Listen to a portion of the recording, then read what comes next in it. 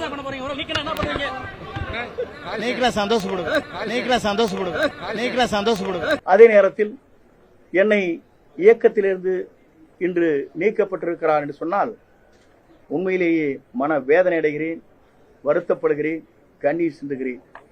இந்த இயக்கத்திற்காக 53 ஆண்டுகள் நான் இந்த இயக்கத்திற்காக என்னை அர்ப்பணித்தவன். தலைவர் காலத்திலே முதலே செயலாளராக இருந்து பணியாற்றியவன் 72லே. அப்படிப்பட்ட எனக்கு இதுபோன்ற தீர்ப்பு என்பது உண்மையிலேயே மன வேதனையை அளிக்கிறது என்பதை நான் இந்த நேரத்தில் தெரிவித்துக் கொள்கிறேன். அதே நேரத்தில் என்னை பொறுத்தவரையிலும் அன்றைக்கு கருத்துக்கள் சொல்கிற போது உண்மையிலேயே என் மன வேதனை மட்டுமல்ல, கண்ணீர் செலுத்த வேண்டிய சூழ்நிலையில் இன்று மனம் இன்றைக்கு உலாவிக் கொண்டிருக்கிறது. இரவு முழுவதும் நான் தூங்கவில்லை என்பதை நான் இந்த நேரத்தில் தெரிவித்துக் கொள்கிறேன்.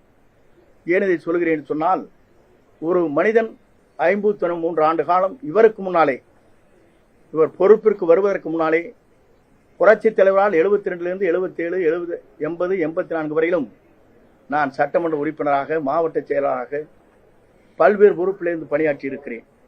ஆனால் இவர் எப்போது வந்தார் என்று சொன்னால் 89லே தான் இடம்பெறுகிறார். அப்படி இடம்பெறுகின்றவர் எனக்கு ஒரு நோட்டீஸாவது அனுப்பியிருக்க வேண்டும். ஒரு சீனியர் 9 முறை சட்டமன்ற உறுப்பினர் ஒரு கடிதத்தை அனுப்பி இதற்கு பதில் சொல்லுங்கள் என்று கேட்பதுதான் விதியின் அடிப்படையில் இருக்கிறது. அந்த விதியை மீறி அவருடைய சர்வாதிகார போக்கு என்று சொல்வார்களே, அதை போல யாரை வேண்டுமானால் தூக்கி எறியலாம் என்ற நிலையிலே அவர் இன்றைக்கு உருவாக்கி இருப்பது வேதனை அளிக்கக்கூடிய ஒன்றாக இருக்கிறது. விதிகளை பொறுத்தவரையிலும் புரட்சித் தலைவர் ஒன்றை கொண்டு வந்திருக்கிறார்.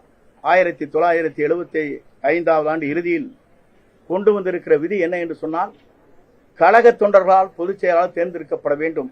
இந்த விதியை மட்டும் யாராலும் மாற்றக்கூடாது என்று அந்த விதியை தெளிவாக 43 பக்க பேரா என்று சொல்வார்களே, அதில் பதிவு செய்யப்பட்டிருக்கிறது.